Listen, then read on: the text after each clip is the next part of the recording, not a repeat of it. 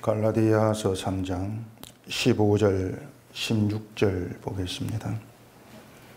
형제들아 내가 사람의 예대로 말하노니 사람의 언약이라도 정한 후에는 아무도 패하거나 더하거나 하지 못하느니라. 이 약속들은 아브라함과 그 자손에게 말씀하신 것인데 여럿을 가리켜 그 자손들이라 하지 아니하시고 오직 한 사람을 가리켜 내 자손이라 하셨으니 곧 그리스도라. 아멘. 기도하겠습니다.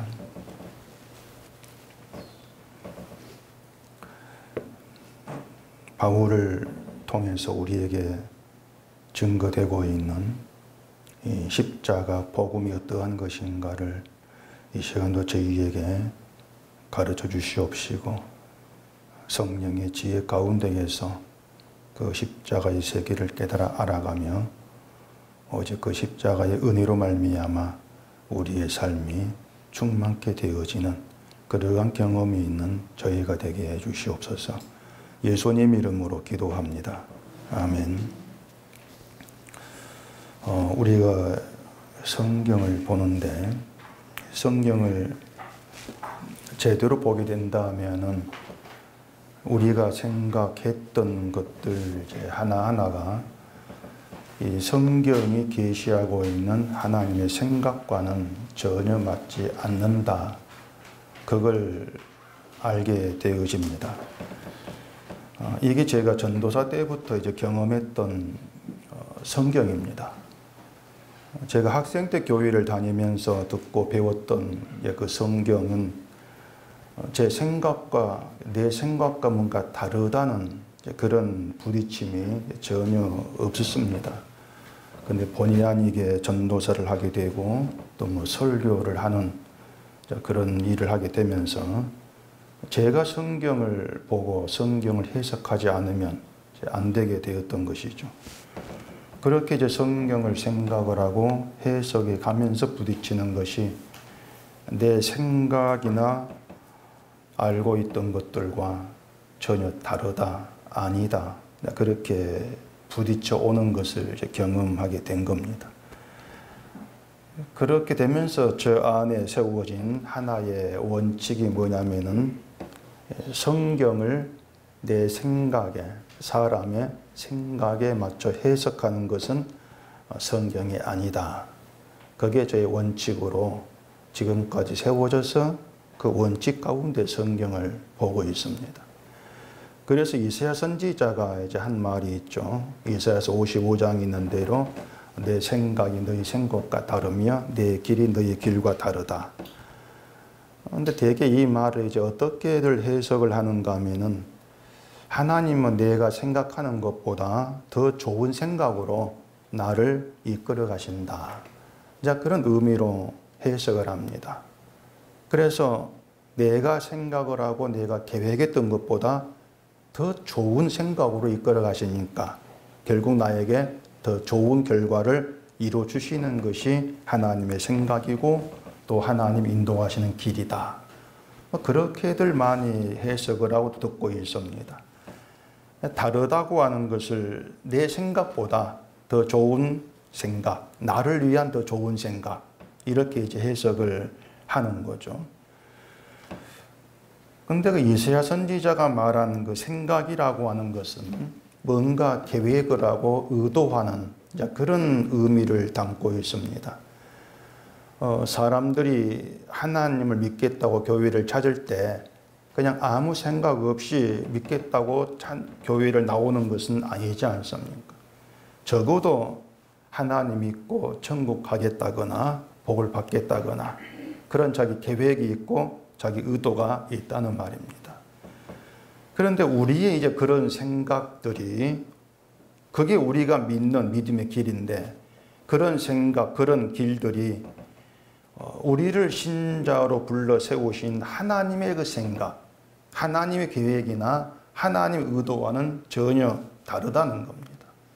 다르다는 것은 아니라는 거예요. 그러니까 너희의 그런 생각은 아니라는 겁니다. 하나님과 전혀 일치되지가 아니한다는 것이죠. 그리고 또 길이라고 하는 게 뭐냐면 행하는 거예요. 실천하는 것, 길을 간다, 실천하고 행하는, 그렇게 이해하시면 됩니다. 그러니까 내가 계획하고 의도하는 그 길을 가면서 내 그 계획을 이루기 위해 행하고 실천하는 것, 그런 것들이 있지 않겠습니까? 근데 그런 모든 것들이 이제 하나님께서 행하시고 일하시는 것과 다르다는 겁니다. 하나님의 그 뜻, 하나님 취지와 전혀 아니다, 맞지 않다는 것이죠.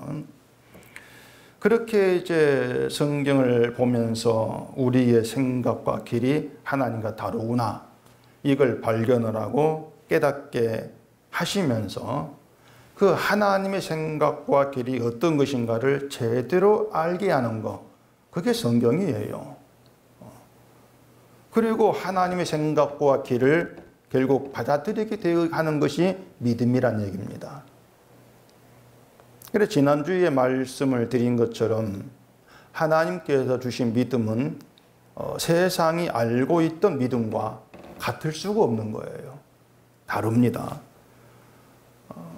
세상이 알고 있는 기존의 믿음은 내 생각과 내 길을 가면서 그걸 이루겠다는 목표를 삼는 것, 그걸 이루게 하는 그런 도구로서의 믿음이죠.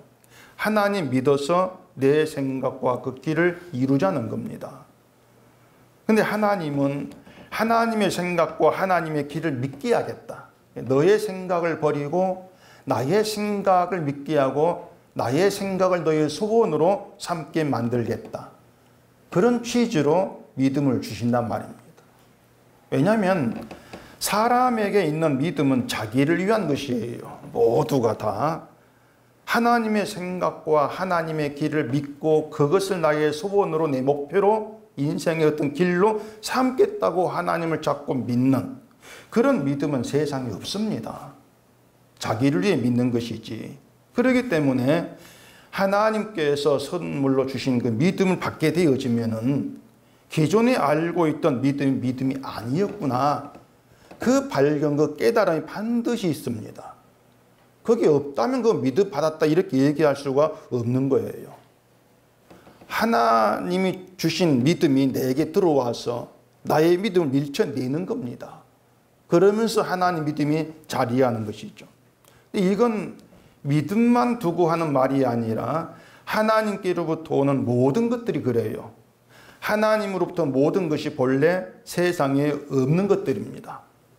없는 걸 성경에 얘기하잖아요. 지금 없는 것이 있게 되어진 것을 성경에 얘기하는데, 그렇기 때문에 이 성경을 얘기하면, 하나님께서 주신 것을 얘기하면은 자꾸 뭔가 생소해요. 들어보지 못한 것이니까, 알지 못했던 것들이니까 생소하고 낯섭니다.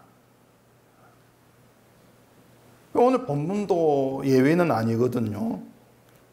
이 본문을 여러분이 그냥 읽을 때에는 그냥 그런가 보다 하겠지만은, 이제 제가 이 본문을 가지고 어떤 사도 바울의 의도나 또 이 본문에 담겨 있는 하나님의 어떤 내용들을 제가 말씀을 드리면은 참 그 생소하고 낯선 어떤 하나님의 일하심으로 그렇게 다가와진단 말입니다. 이 땅에 없는 얘기를 말씀드릴 거니까. 지난주에 말씀을 드린 것처럼 14절에서 바울은 아브라함의 복이 예수 그리스도 안에서 이방인에게 미쳤다, 그런 얘기가 있었습니다. 그리고 이제 16절에서 한 사람에 대한 얘기를 합니다. 16절 보십시다. 이 약속들은 아브라함과 그 자손에게 말씀하신 것인데 여럿을 가리켜 그 자손들이라 하지 아니하시고 오직 한 사람을 가리켜 내 자손이라 하셨으니 곧 그리스도라. 하나님이 아브라함에게 자손을 약속했습니다. 자손을 약속했는데 그 자손이 여럿이 아니라 오직 한 사람이고 그 한 사람이 그리스도라, 그런 얘기죠. 우리가 이런 내용을 우리 생각으로 해석을 보려고 하면은 도무지 앞뒤가 맞지 않는 그런 부분들이 있어집니다. 그래서 해석이 힘들어져요. 일단 하나님이 약속한 자손은 한 사람이다, 그리스도다. 그 말은 지금 자신들을 아브라함의 자손으로 여기고 있는 유대인들은 아브라함 자손이 아니다, 그런 뜻이 되겠죠. 이건 그렇다 치고 우리가 구원자라고 믿고 있는 예수 그리스도가 아브라함의 자손으로 약속이 되어 가지고 오셔야 하느냐는 것입니다. 우리는 예수를 믿으면 구원받는다. 그렇게들 알고 있습니다. 그렇게 믿고 있죠. 예수를 믿으면 구원받는다. 그렇다면은 약속이나 아브라함의 자손 이런 것 없이 그냥 오시면 안 되냐고 하는 거죠. 어떻게 오시든지 간에 세상에 오셔서 십자가 죽으시고 그로 인해 우리 죄를 용서하시고 구원하셨다. 우리는 그런 예수님을 구원자로 믿으면 되지 않겠냐고 하는 것입니다.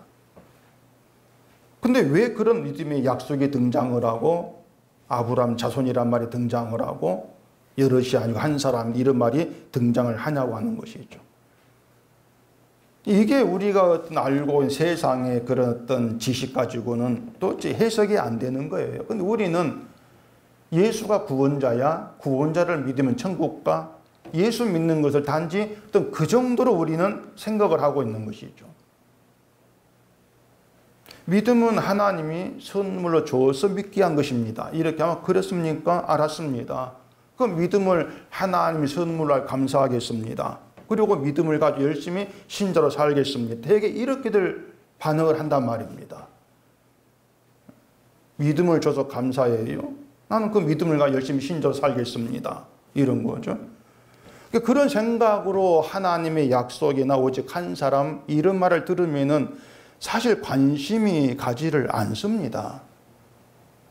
나는 지금 예수를 믿고 있으니 문제가 없는 것이고 그렇다면은 약속 한 사람 이런 말도 성경에 있는 내용이지 그냥 성경의 말이지 지금의 나와는 깊은 연관이 없다는 식으로 받아들인다는 얘기예요.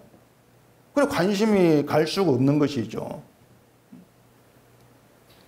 근데 문제가 뭐냐면요. 이 성경에 대해서 어떻게 생각을 하든지 간에 우리에게 여전히 자리하고 있는 굳은 생각이 있습니다. 그게 뭐냐면 믿음 생활을 잘하는 것이 신자의 본분이야. 그게 그대로 있다는 거예요. 믿음 생활을 잘하면 하나님이 기뻐하시고 하나님께서 복을 주신다. 이런 생각을 할 수도 있는 것이고 또 그게 참된 믿음이다. 그렇게들 다들 이제 알아먹고 있을 수가 있는 거. 어쨌든 내가 잘해야 된다. 이 생각이 사라지지가 않단 말입니다. 내가 잘해야 된다는 거. 근데 이것이 바울이 아브라함에게 하신 오직 한 사람이신 그리스도에 대해서 하나님의 약속을 말하고 있는 그런 이유가 되는 거예요. 그러니까 왜 구원자 이 얘기에 약속과 아브라함 자손 한 사람이 이런 등장을 해야 되느냐. 그런 내용인 것이죠.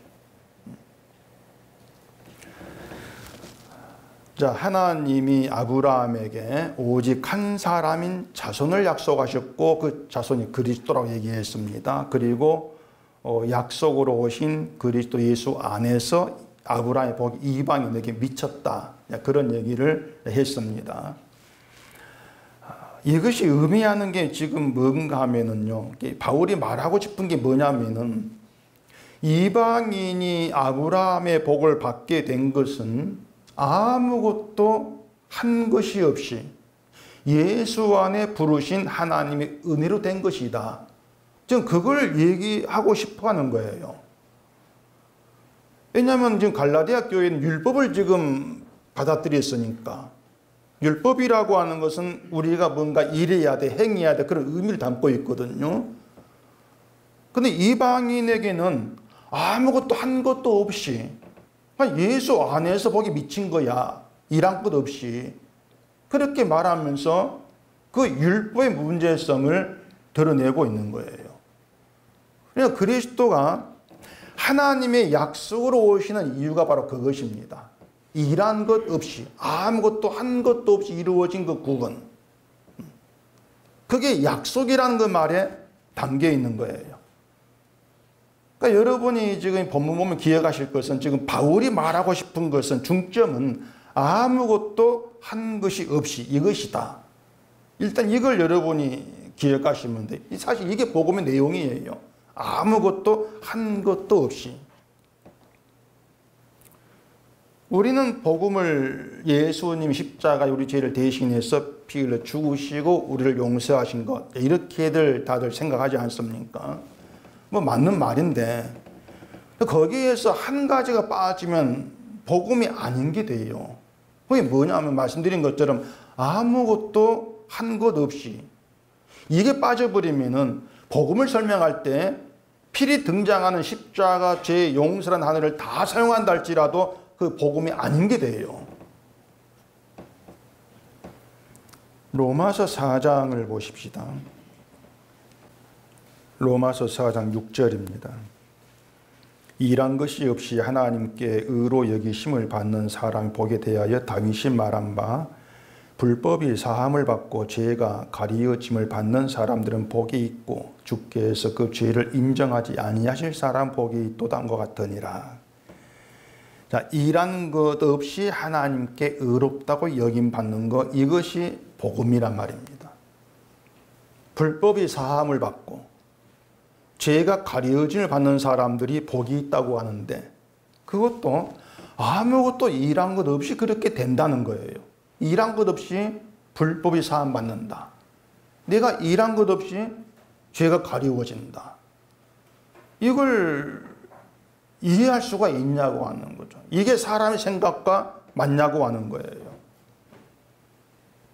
여러분 어떨지 모르겠지만 분명히 사람의 생각으로는 그게 이해가 안 되는 이야기입니다. 믿지 못할 이야기죠. 주께서 그 죄를 인정하지 않는 사람이라는 것도 일하는 것이 없이 죄를 죄로 인정하지 아니한다는 것인데 아무 한 것도 없이 이런 말을 누가 복음으로 받아들이고 믿겠냐고 하는 겁니다. 그러니까 우리 생각은 그래요. 늘 뭔가 한 것이 있어야만이 그게 계기가 되고 그게 이유가 되고 그게 보상이 되어 가지고 복을 받고 죄 가리워지고 그럴 것 아니냐는 것이에요. 그런데 하나님의 생각은 아니라는 겁니다. 일한 것 없이 너희 일을 못하는 거예요. 일한 것 없이 너희의 죄를 용서하고 너희 죄를 죄로 인정하지 않겠다.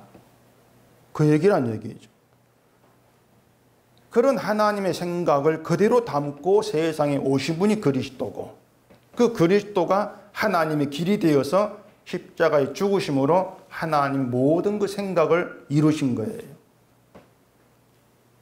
그래서 하나님께서 믿음을 주시는 것은 사람으로는 도무지 믿을 수 없는 일한 것이 죄가 가리워지는 것.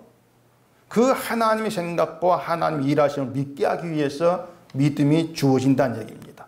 믿을 수 없는 걸 믿게 하기 위해서.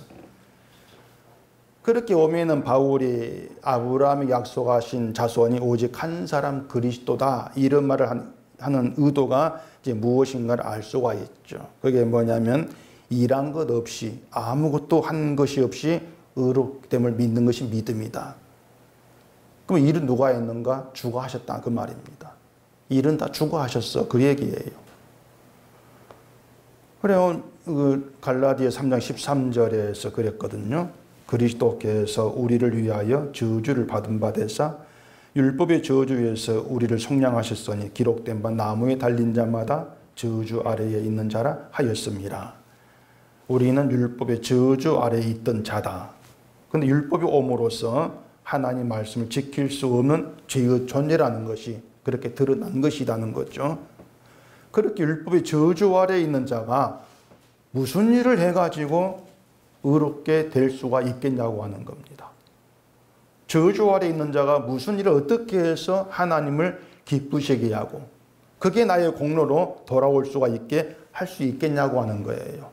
이미 저주 아래 있는데 죄 아래 있는데 이 일을 해서 하나님을 기쁘게 하겠다. 그것을 의롭다고 인정받겠다. 이런 경우는 없다는 겁니다. 그럴 가능성이 조금이라도 우리에게 있는 것이라면 인간을 가리켜서 율법의 저주 아래 있고 죄 아래 갇힌 바 되었다. 이렇게 말하면 안 되죠. 조금은 여지를 남겨놔야 되죠. 조금은. 그리고 율법은 우리가 의롭게 된 또 하나의 통로로 될 가능성도 있단 말이에요. 우리가 의롭게 되는 일은 주님이 다 하셨습니다. 그게 복음이에요. 십자가입니다. 예수님이 다 일하셨다. 우리를 위해 저주를 받으시고 율법의 저주에서 우리를 속량하신 거 주가 일하신 덕분이야. 주의 일하심으로 우리가 의로 여김받게 된 것이기 때문에 예수 그리스도 안에 있다는 것은 내가 일을 해야 되겠다는 것이 아니고 주의 일하심 바라보고 그 일하심을 믿는 겁니다. 주의 일하심에 감사하고 있는 것이죠. 그러니까 무엇을 내가 한다 할지라도 내가 지금 주를 위해 일하고 있다. 그 생각만큼은 하지 말라는 거예요. 그게 사람의 생각이라는 겁니다. 나는 지금 주를 위해 일하고 있어. 특히 뭐 교회와 관계된 일 이런 거라면서 내가 주를 위해 일한다. 이게 사람의 생각이라고 하는 것이죠. 만약에 내가 주를 위해 일한다 그렇게 생각이 되어지면 그 생각이 그걸로 멈추지를 않습니다. 주를 위해 일한다고 여기는 나를 높이게 된단 말이에요. 나를 높이면서 그에 따른 보상을 또 기대합니다. 주를 위해 일했으니까 하면서 뭔가를 기대하는 것이죠. 사람의 생각은 그렇게 나아갈 수밖에 없는 거예요. 로마서 4장 3절에서 바울이 성경이 무엇을 말하느냐? 아브라함이 하나님 믿음에 그것이 그에게 의로 여겨진 바 되었느니라. 일하는 자에게는 그 삭시 은혜로 여겨지지 아니하고 보수로 여겨지거니와 이렇게 얘기했단 말입니다. 내가 일한다고 생각되는 그 사람에게, 주의 일한다 생각되는 사람에게는 반드시 그 삭시를 기대해야 돼. 보수가 와야 되니까. 그게 사람의 생각이라고 하는 거예요. 아브라함이 하나님을 믿는 믿음으로 하나님으로부터 은혜를 받았습니다. 근데 그 믿음이 아브라함에게 의로 여겼다면은 아브라함은 일한 것 없이 의로 여김 받은 거라는 거예요. 이게 성경에 깔려있는 그런 내용들인데 자꾸 일을 해야 된다고 하고 또 일을 한다고 생각하면 일을 했으니까 그에 따른 보수를 생각하지 않을 수가 없는 것이고 그게 인간의 잘못됨이라고 하는 거죠. 그래서 제가 항상 말씀을 드린 것처럼 무엇이든 그냥 하시라는 겁니다. 하고 싶은 대로 하시라는 거. 다만 무엇을 하시든지 간에 그것으로 내가 하나님을 위해 일했다는 그 생각만큼은 제발 좀 하지 마시라는 겁니다. 제가 그렇게 당부를 드리는 거예요. 전도든 구제든 선교든 그걸 하면서 난 주의 뜻을 따라서 주의 일을 한다. 이 생각만큼은 접으라는 거예요. 그 접으셔야 돼요. 창세기 12장을 보십시다. 창세기 12장 2절입니다. 내가 너로 큰 민족을 이루고 내게 복을 주어 내 이름을 창대하게 하리니 너는 복이 될지라. 너를 축복하는 자에게는 내가 복을 내리고 너를 저주하는 자에게는 내가 저주하리니 땅의 모든 족속이 너로 말미암아 복을 얻을 것이라 하신지라. 잘 아시는 그런 구절이죠. 자, 이것을 보시면요, 하나님이 어떤 방식으로 복을 내리고 저주를 내리시는가 알 수 있단 말입니다. 어떤 방식인가? 그건 뭐냐면 아브라함을 축복하느냐 저주하느냐 이것으로 복과 저주가 결정되지 않습니까? 그게 하나님의 방식이란 말이에요. 그러니까 하나님께서 세우신 복과 저주의 원칙은 한 사람을 세우시고 그를 축복을 하고 저주하는 것으로 결정되는 그런 거란 얘기예요. 결국 복이냐 저주냐 하는 것은 아브라함에게 어떻게 하느냐 그렇게 되어지는 것이지 우리가 일하는 것과는 연관되지를 않는다는 얘기입니다. 아브라함에게 어떻게 하는 이게 문제인 것이지.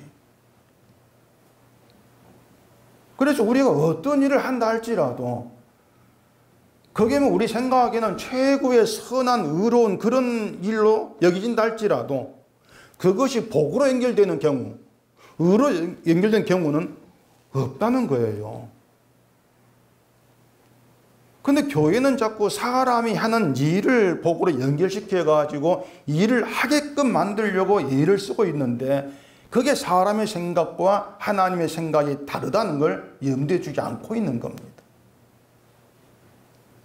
그리고 그것이 오히려 저주가 된다는 걸 몰라요. 그 심각성을. 그냥 다른 것으로 끝나면 되는데 그 다른 것이 여전히 머물러 있어 그 저주가 된단 말이에요. 그게 저주라는 거예요.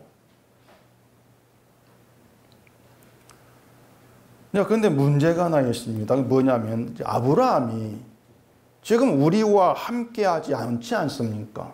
수천 년 전에 죽고 사라진 그런 인물인데 자, 아브라함이 있어야 축복을 하든 저주를 하든 그럴 건데 이미 죽고 없는데 어떻게 해야 되느냐 이런 문제가 있단 말이에요. 근데 하나님은 아브라함이라는 그 사람을 복으로 세우신 것이 아니에요. 아브라함이라는 사람을 하나님 약속한 복으로 세우신 것이라면은 아브라함 죽으면은 어떤 복의 기준, 복의 근원도 사라진 거죠. 뭐 다 아시겠지만 아브라함에게 하신 약속이 오직 한 사람이라는 그리스도로 이어진단 말입니다. 그래 여러분이 기억하셔야 될 게 뭐냐면 하나님은 왜 약속이라는 방식으로 일하시냐는 것이고 말씀드린 것 예수님이 구원자로 오시면 그냥 오시면 되는 것이지 왜 약속을 먼저 하시고 그 약속대로 오시는 그리스도를 얘기하느냐 그런 내용들이죠. 오늘 본문 15절 보면은 이렇게 얘기를 했습니다. 형제들아 내가 사람의 예대로 말하노니 사람의 언약이라도 정한 후에는 아무도 폐하거나 더하거나 하지 못하느니라. 자, 우리도 한번 약속을 하거나 계약을 하면은 취소하거나 변경하지 못한다는 그런 얘기죠. 그것처럼 하나님의 약속도 취소되거나 변경되지 아니한다는 것인데 그 말이 의미하는 것은 아브라함을 세워서 약속하신 그 복이 되는 하나님 방식에 변경이나 취소는 없다는 겁니다. 그러니까 하나님이 약속하신 아브라함 자손으로 오신 그리스도가 복이 되시고 누구든 그리스도를 축복하는 자에게 복을 내리시고 저주한 자에게 저주하신다. 이게 아브라함 약속 안에 이어지는 복과 저주의 원칙이라는 거예요.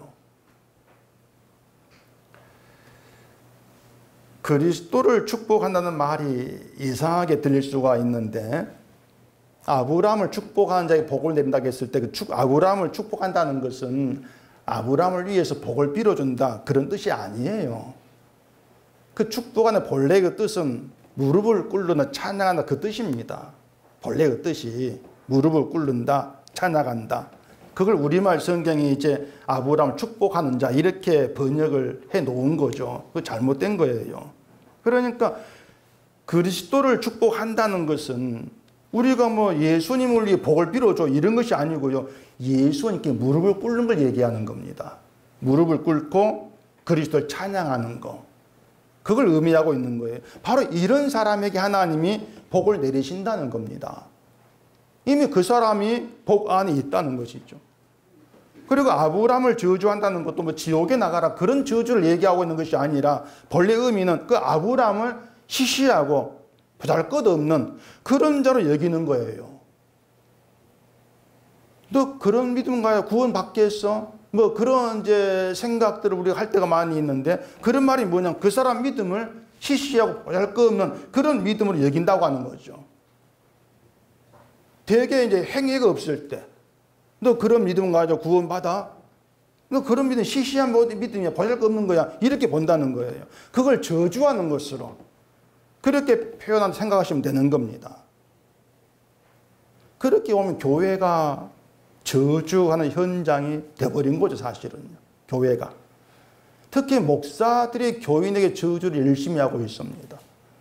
신앙생활 그렇게 해가지고 구원 받을 생각하지 마라. 그건 저주예요 사실은요. 당신을 그러면 시시한 거야. 이렇게 말하는 것이죠. 그런데 그게 나에게 저주로 돌아온다는 생각을 하지를 못하는 것이죠. 제가 이렇게 성경 구절을 좀 세세하게 설명을 이제 하고 있는 것 때문에 복잡하다, 어렵다 이렇게 느껴질 수가 있는데 저주를 한다, 복을 내리신다 이런 내용들을 제가 설명을 안 하면은 그냥 여러분이 알고 있는 생각대로 마음대로 해석해 버릴까, 오해할까. 그래서 제가 세세히 지금 설명을 해드리고 있는 거예요. 오해를 하면은 성경의 본래 뜻을 벗어나 버립니다. 그렇기 때문에 좀 복잡하게 느껴져도 이제 설명을 하는 게 도움이 될 것 같아서 제가 최대한 그렇게 이제 설명을 해드리고 있는 겁니다. 아브라함을 축복하는 것은 아브라함 자손으로 오신 오직 한 사람 그리스도를 축복하는 것으로 이어진다 그랬는데, 그렇다면 십자가에 죽으신 예수께 무릎을 꿇고 찬양하는 게 축복의 의미가 되는 것이겠죠. 이들에게 복을 내리신다는 것도 예수께 무릎 꿇고 찬양하면 우리가 원하는 그런 복을 주신다 이런 것이 아니고요. 우리의 복이 되신 예수님이 행하신 모든 일로 인해 주어진 혜택을 복이라고 하는 것입니다. 예수님의 일하심으로 주어진 우리 혜택. 근데 예수께 무릎 꿇고 찬양한다는 것은 뭐 우리가 무릎 꿇고 기도하거나 찬송 부르는 그런 것을 말하는 게 아니에요. 아까 말씀드린 것처럼 예수님이 우리를 위해서 저주 받으신 것으로 우리가 율법 저주에서 속량을 받았습니다. 예수님이 일하심으로 율법에서 자유를 얻었기 때문에 우린 율법을 행하는 것, 다시 말해서 일하는 것 없이 예수님의 은혜로 죄가 가리워지고 의롭다, 여김받고 구원에 이르게 되는 거예요. 주님이 일하심으로. 이게 복이에요. 내가 일한 것이 아니고 예수님이 일하심으로 나에게 이루어진 것을 믿고 감사하는 것이 예수님 앞에 무릎 꿇고 찬양하는 거예요. 주의 일하심 높이는 것이. 그게 뭐냐면 내가 일한 것은 자랑할 수 없는 무가치한 것으로 본다는 겁니다. 이게 예수 그리스도 안에서 복에 참여하는 것, 이렇게 되어지는 것이죠. 근데 그걸 믿음으로 인정하지 않고 일한 것이 없이 의롭받는다, 이걸 믿음으로 인정하지 않고 예수님의 어떤 일하심을 의롭게 되고 이건 맞는데 의로운 자로 주를 위해서 일한 것도 있어야 돼, 이런 자기 생각을 주장하는 것이 예수님이 일하심을 시시하고 보잘것없는 것을 여기는 것과 같은 거예요. 그게 저주하는 자, 이런 말에 해당이 된다는 겁니다. 주의 일하심을 가볍게 보는 것이죠. 시시하게. 그래, 내가 일한 게 있어야 돼, 이렇게 나오는 것이죠. 그러면서 내가 일한 걸 높이 올려버리는 것이죠.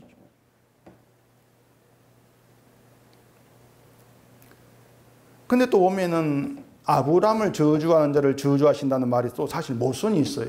왜냐하면 인간은 날 때부터 저주 아래 있습니다. 날 때부터 죄 아래 있습니다. 근데 아브라함을 저주해서 저주를 받는다? 이미 저주받기 전에 저주 아래 있다는 거예요. 그럼 저주 아래 있는 사람을 저주한다, 이런 말 되지 않겠습니까? 이게 앞뒤가 맞지 않다는 겁니다. 이 말을 또 다른 방향으로 해석을 해야 돼요. 복도 하나님께로부터 오고 저주도 하나님으로부터 옵니다. 하나님으로부터 온 복과 저주는 세상에 적용되는 방식이 달라요. 그러니까 사람들은 그 복과 저주가 내 행동에 따라서 결정된다고 생각하지 않습니까?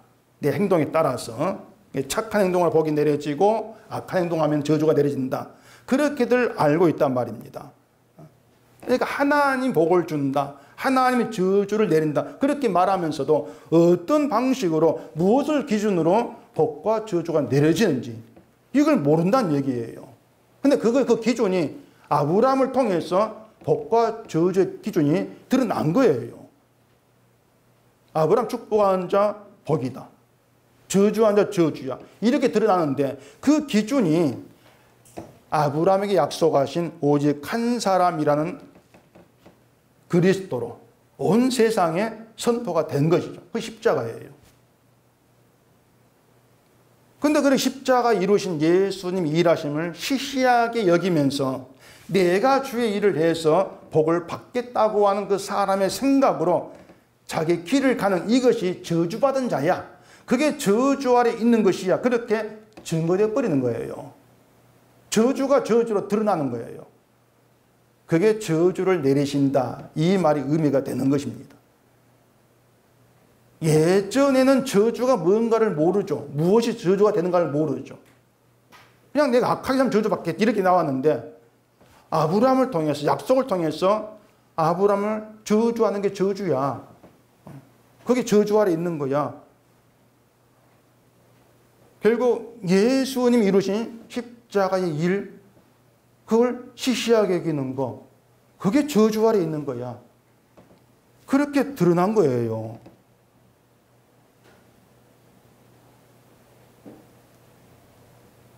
결국은 하나님의 일하심을 보는 것이 아니라 내가 일하는 걸 높이고 내 일한 걸 자랑하는 것이 바로 저주 아래 있는 것으로 확정되는 것이다. 이런 의미로 생각하시면 되는 거예요. 근데 사람들은 일한 것 없이 제가 가리워지고 복을 받는 얘기를 하게 되면은 자꾸 생각이 그럼 아무것도 하지 말란 말인가 이런 방향 흘러가는데 이 성경은 우리가 일을 하고 안 하고 여기에 초점 두지 않습니다. 절대 우리가 일을 하는가 여기에 관심 두지 않고 있습니다. 성경이 관심 두고 있는 건 사랑이에요. 일한 것 없이 죄가 가리워진다? 예수님의 사랑이죠, 그것은. 그게 사랑의 세계죠. 바울이 지금 이런 얘기를 하고 있는 것도 율법 그거 너희 행하지 마. 지금 이걸 가르치고 있는 것이 아니고 자, 우리 다 함께 예수님의 사랑 안에서 만나고 얘기하자. 그 취지를 얘기하고 있는 겁니다. 좀 주의 사랑 안에서 만나자 그거예요. 율법을 행해야 된다는 것은 예수님의 사랑을 외면하고 사람의 행함 안에서 만나자 그겁니다. 우리 행함을 가지고 우리 행함 안에서 만나보자 그거예요. 그렇게 만나봐야 나올 것은 자기 행함으로 자랑과 우월감과 함께 더이냐 그 말입니다. 그래서 성경에 줄기차게 우리에게 죄를 얘기하고 저주를 말하는 것은요. 너 죄 있잖아, 저주받았잖아, 책망하는 거 아니고 우리를 그 십자가의 사랑으로 끌어가기 위한 조치예요. 십자가로 끌어가려고 죄를 얘기하고 저주를 얘기하고 그렇게 하고 있단 말입니다. 그래 왜 자꾸 죄를 얘기합니까? 불평한 문제가 아니라는 거예요. 갈라디아 교회가 율법을 행하는 것이 믿음이다 이 말을 받아들인다면은 결국 그 교회는 서로가 율법을 행하는 인간의 길에서 만나지 않겠습니까? 자기 행함이 있는 길에서 만나겠죠. 그럼 결국 어떻게 되겠어요? 누가 더 많이 행했고 누가 더 바르게 행했고 이런 거에 시선을 두고 서로 바라볼 것이고 행하고 행하지 않는 것을 비난하고 비판하지 않겠습니까? 이게 저주받은 자들의 세계란 말이에요. 그것이. 그게 지옥이라는 거예요. 근데 바울은 그걸 내다보기 때문에 얼마나 그 모습을 심각하게 보겠습니까? 바울이. 율법 받아들이는 것을. 복을 우리가 알고 있던 기존의 그 시각으로 보는 것도 다르지가 않습니다. 잘 살고 못 사는 것이나 편하고 편하지 않은 그것으로 복을 저울질한다면은 결국 나에게서는 복이라고 하는 것을 경험할 수 없게 돼요. 자기에게서. 설령 뭐 편하게 사니까 복 받았어. 자랑한다 할지라도 하나님의 약속을 따라온 복이 아니라면 헛된 자랑이죠. 저주 안에 있는 자의 자랑에 지나지를 아니한다는 것입니다. 그런 것들이 뭐냐면 우리를 찾아오신 그 하늘의 그 사랑을 알지 못하고 사랑 안에 있지 아니하는 저주받음의 증거일 뿐이라는 거예요.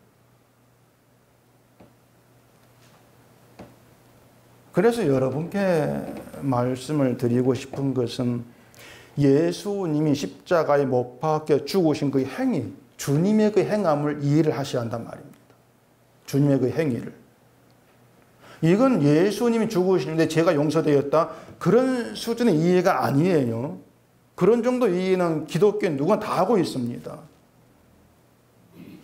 예수님이 십자가에 죽으신 그 행위를 바르게 이해를 하고 있다면은 예수님의 행함 앞에서 그 행위 앞에서 내 행위는 아무 의미가 없어야 돼요.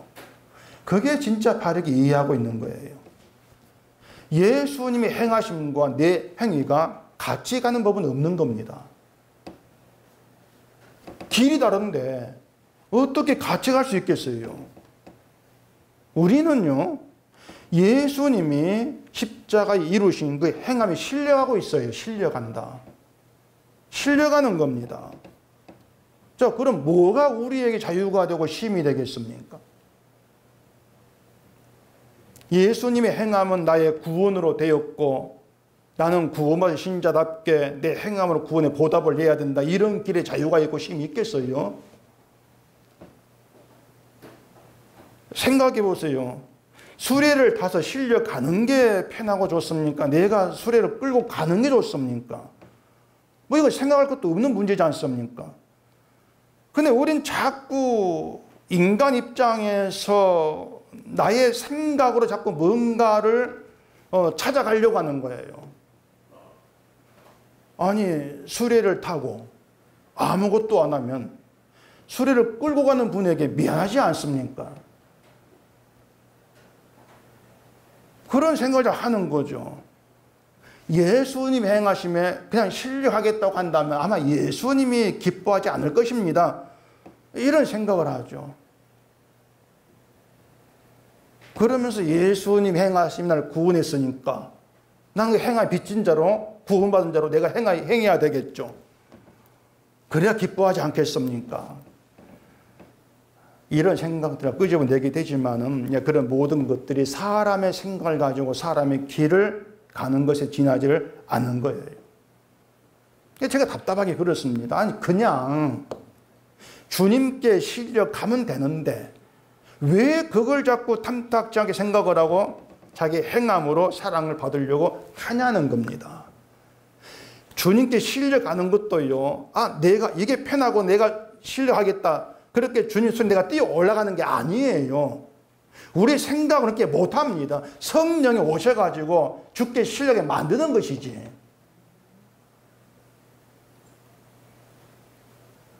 그러니 주님께 실려가는 신자의 복됨, 이걸 알았다는 것도 기적이 사실은요. 그걸 안다는 것도. 그런데도 자꾸 자기 행함을 가지고 사랑을 받아보겠다 나오는 것은 곰곰이 생각해 보면은 다들 자기 사랑 때문에 그렇습니다. 모든 사람이 다 자기 사랑으로 살고 있거든요. 자기 사랑이 뭔가 하면은 내가 원하는 내가 되고 싶다는 겁니다. 그게 자기 사랑이에요.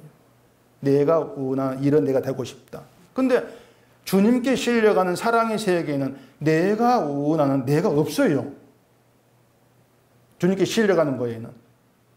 이런 것 없이 제가 가리워지고 용서받는 그게 사랑의 전부로 채워졌단 말입니다. 이게 사람 마음에 안 든다는 얘기예요. 그건 기본 깔려놓고 좀 다른 것도 있어야 되지 않겠습니까? 이렇게 나온단 말입니다. 그렇기 때문에 내가 일한 것으로 사랑을 받고 복도 받겠다. 이걸 버리지를 못하는 것이죠. 내가 원하는 나. 이걸 자꾸 붙들고 있으니까. 하나님 믿고 복을 받아서 내가 원한 내가 되겠다는 지독한 자기 사랑에 붙들려 있는 겁니다. 그래서 이런 자기 사랑을 스스로 버리고 주의 사랑이 있고 싶습니다. 그렇게 찾아올 사람이 없습니다. 아무도 없죠. 그렇기 때문에 하나님이 약속을 따라오신 분이 성령이란 말이에요. 성령이 오셔서 십자가 사랑에 눈을 뜨게 만드시고 예수님께서 피 흘리신 그 사랑이 가장 존귀한 것을 다가오도록 역사하시는 것이죠. 주의 사랑이 이렇게 존귀한 거야. 거기 눈을 뜨는 데게 하신단 말입니다. 그래서 우리는 성령의 능력으로 일한 것 없이 하나님이 약속하시고 약속을 따라오신 예수님의 행하심 의적을 믿고 의지하는 새 사람으로 새롭게 만들어지는 거예요. 그게 성령의 능력이에요. 그러니까 예수님께 실려가는 걸 기뻐하고 그게 감사가 되고 그게 힘이 되는 그런 게 바로 새 사람으로 주님께 나와진 그 증거라고 하는 것이죠. 새 사람 되었을 때 새 사람으로 어떻게 살아가는가에 분명합니다. 뭐 성질 죽이고 그런 게 아니에요. 우리를 위해서 저주를 받으시고 율법 저주에 속량하신 주님의 십자가 은혜와 사랑에 감사하게 되어지면서 그것만 증거하기를 애를 쓰게 되는 거예요.